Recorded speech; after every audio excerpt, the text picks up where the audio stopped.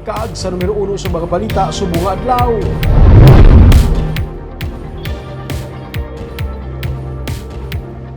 Napulo ka mga eskwelahan sa Bacolod City wala makabayad sa ilang bill na utdan sang kuryente. Pamunuan sa Central Negros Electric Cooperative nagpatag nga may miscoordination nga natabo. Amukon nga nautdan sa kuryente ang mga eskwelahan samtang nagaklase.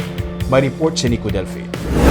Nakibot kag nabalakang pamunuan sa napulo ka mga pampubliko nga eskwelahan sa Bacolod. Sang nang utod sang kuryente mga lineman sang Central Negros Electric Cooperative Miyerkules sang aga. Inisamtang nagaklase pa ang kadamaan nga mga eskwelahan. Suno kay Arnel Ariola, principal sang Bata Elementary School 1, nga isa sa mga nautdan sang kuryente. Nagalabot sa 600,000 pesos ang ila arrears. Nalakip din na konsumo nga supply sang kuryente nga wala pa mabayaran sa nagpeak ang pandemic. Ang eskwelahan ang isa sa mga gingamit nga quarantine facility sang syudad. Siguro, matyaga ko previous ko na during sang ato ang pandemic. Pero wala pagid na buhina.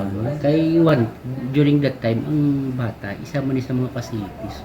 Ang agreement na di, actually from January to September, chargeable na siya sa kwan, sa city, sa school, SEM, Sa school board or board, special education fund. Ibuhin siya na. dapat.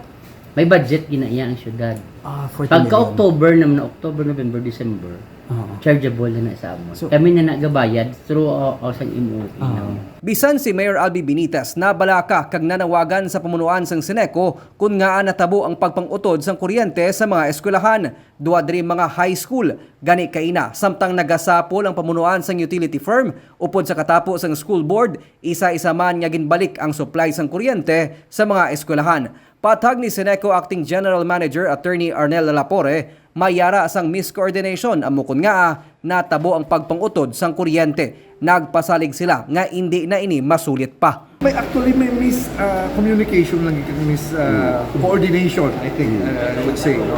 And I'm so glad that the mayor has proactively addressed this immediately and had this meeting called, and we were able to settle things.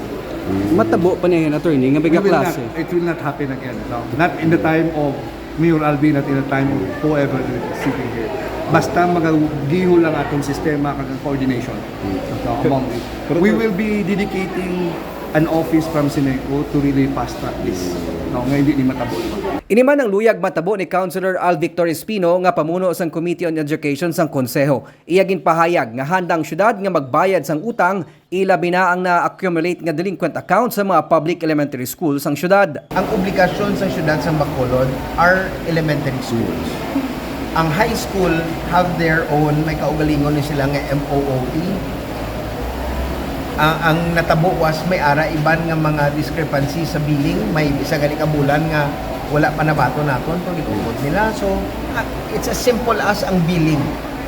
Ang iban wala pa nabaton, ang iban ang billing late billing inang pag-abot sang natalana nga adlaw or last day amo man pagpadala or na-receive sang aton nga City Hall ang billing. Sa record sang Seneco, nagalabot sa 1.9 million pesos ang due sang syudad na lakip na diri sa napulo ka mga eskwelahan nga ginasettle naman karon sang syudad. Ini magluwas sa kapin 287 million nga utang sang LGU sa Seneco humalin pa sang 2011. Nico Delfin para sa DGCast Negros.